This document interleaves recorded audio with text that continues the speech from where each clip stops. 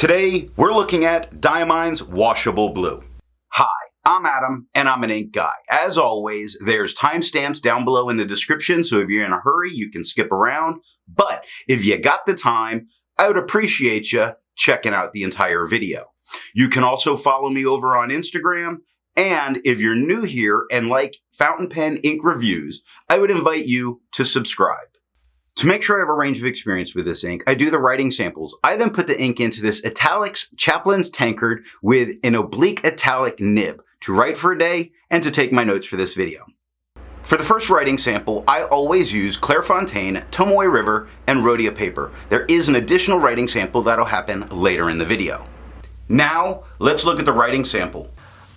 I picked this ink up in sample form, and to make sure I keep my writing samples consistent, I use a Jinhao 159 with a Goulet 1.1 stub, a Jinhao X450 with a Goulet medium, and a Jinhao X750 with a Goulet extra fine.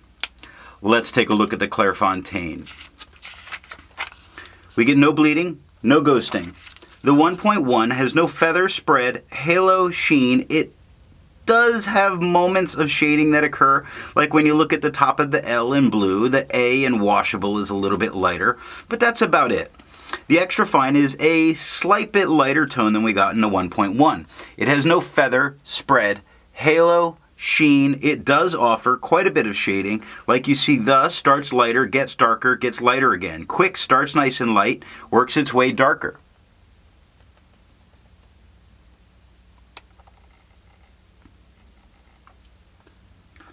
Had to fix the focus on my camera. I apologize. 12 seconds to dry. The medium is about the same tone that we got with the extra fine. It has no feather, spread, halo, sheen. It offers plenty of times of shading, like the K in quick, the H in the left side of the Q in quick. We get nice shading throughout the same word, so it's very nice, and 15 seconds to dry. Now the scrubby for both show us plenty of color variation, and we got plenty of color variation. Tomoe River. No bleeding, only the minor, very, very least of ghosting. Almost nothing, really. The 1.1 has no feather, spread, halo, sheen, no shading. The extra fine is a slightly lighter tone with no feather, spread, halo, sheen, but it does offer some shade, like the K in quick, the BR in brown, then it gets slightly lighter. The Fox, the F at the top is darker than at the bottom. Nice mid-tone, darker on the X. Over is definitely darker than the bottom of the Q in quick. So we do get some nice shading in the writing. 19 seconds to dry. Medium is a slightly darker tone than we got in the extra fine. The medium has no feather, spread, halo, sheen, minor bits of shading, not very much at all. Although it's surprising because we normally don't get a lot of shade when it comes to Tomoe River. It's mostly really no shading here with the medium. Spots a little bit lighter, like the top of the T in the, a little bit lighter. The bottom of the F in Fox, a little bit lighter, but that's about it. 23 seconds to dry. The scrubby for both show us that if you look at the far left to far right on both, you see some color variation. We got it in the extra fine, not so much in the medium. Rhodia. No bleeding, no ghosting. The 1.1 has no feather, spread, halo, sheen, no shade. The extra fine has no feather, spread, halo, sheen, but it does offer quite a few more spots of shading. H in the is darker than the rest of the word. The left side of the Q in quick is darker than the rest. And then the K gets to become much darker again. And it works that way throughout. Like lazy, starts nice and dark, gets to a mid-tone, gets lighter again. 14 seconds to dry. The medium is a darker tone than we got in the extra fine. The medium has no feather, spread, halo, sheen, not so much shading because it's a slightly wetter pen. Just a slightly wetter, and with that we don't really get much of the shading. Now the scrubby for both show us some color variation looking far left to far right, although we really don't get color variation in the medium. The medium took 16 seconds to dry. I agree with Vita that I've learned a lot by doing multiple chromatographies.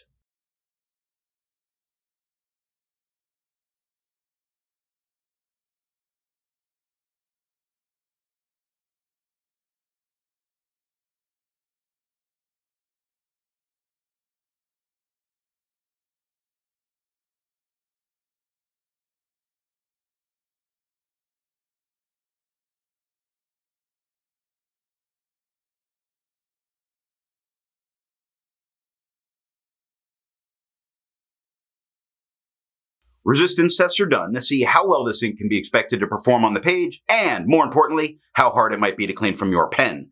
I let the smear dry for 3 days before testing it. Looking at the highlighter, I would not use this in a note-taking situation because the H is becoming completely blown out and I'm afraid of losing things when it comes to my writing.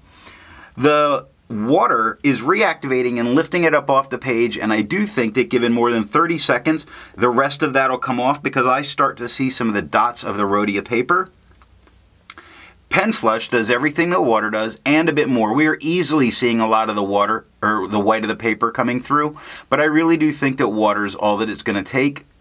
Bleach, as would be expected, completely obliterates it, taking it off, but there should be no need to use bleach to get this off of your pen. As far as viscosity or flow, for the inks I've tested, I've found an average viscosity of 2.5, with the realm of normal being from 2.1 to 2.9.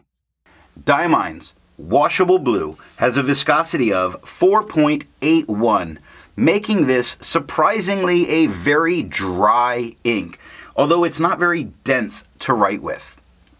For the inks I've tested, I have found an average dry time of 17 seconds, with a realm of normal being from 13 to 21 seconds. I find this by using my writing samples that were done on Clairfontaine, Tomoe River, and Rhodia paper. Diamine's Washable Blue has an average dry time of 17 seconds, making it not just normal, but average. Instead of finding inks that look like Diamine's Washable Blue, I would prefer to find an ink that complements its color on the page. I wanted a nice red-brown color, and I chose Birmingham Pen Company's Shadyside Walnut Street Brown. The second writing sample is done on yellow Rhodia paper, black and red notebooks, and G Lalo. I use the yellow Rhodia paper just to be able to show color changes that occur. It really performs exactly the same on the yellow as the white Rhodia. Everything's really the same, but look at how that blue really becomes a beautiful green. It's this aquamarine green. It's gorgeous. So if you use yellow paper at work, which I frequently do, then it's nice to know that that's what you could experience dealing with it. Black and red notebooks. No bleeding, no ghosting. The 1.1 has no feather, spread, halo sheen, or shade. The extra fine has no feather, spread, halo sheen. It does offer spots of shading, like the K in quick is much darker. The B in brown is darker than the rest of the word. The is much darker than brown directly above it. 9 seconds to dry. The medium is much darker than the extra fine. The medium has no feather, spread, halo sheen, no shade. 10 seconds to dry. The scrubby for the extra fine shows us some color variation, and we are seeing plenty of color variation in the writing. The medium shows us none, and we got none. G Lalo, a very nice laid paper. No bleeding, no ghosting, no focus.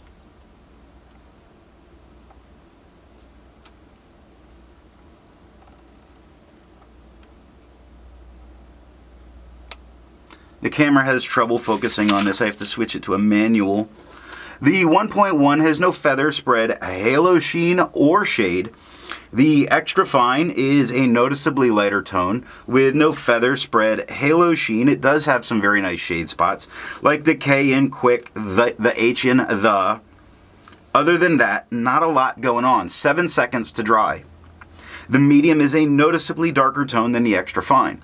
It has no feather, spread, halo sheen, and with it being so much darker and a wetter pen, we got no shading. The scrubby of the extra fine shows us some color variation, and we do get some color variation up into the extra fine, just not tons. Oh, the medium took 9 seconds to dry. The medium scrubby shows no color variation, and we got no color variation.